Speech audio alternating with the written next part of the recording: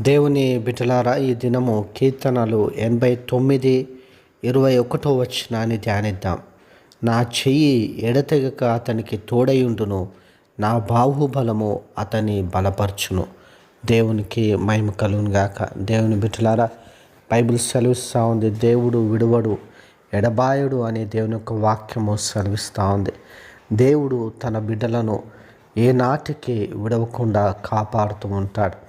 దాని యొక్క వాక్యములో మనం చూస్తూ ఉన్నాం, నా చెయ్యి విడువక అతనికి తోడయుండును, నా బాహుబలము అతన్ని బలపరచును అని వాక్యము సెలవిస్తూ ఉంది.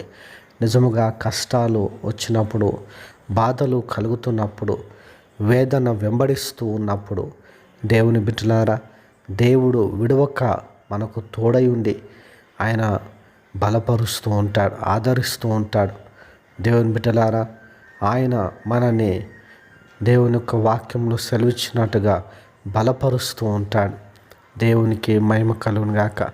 కాబట్టి నిరుత్సాహ చెందక దేవుని ఆశ్రయించి దేవుని కొరకు జీవించాలని యేసు నామమున వాక్యమును బట్టి ప్రోత్సహిస్తూ ఉన్నాను.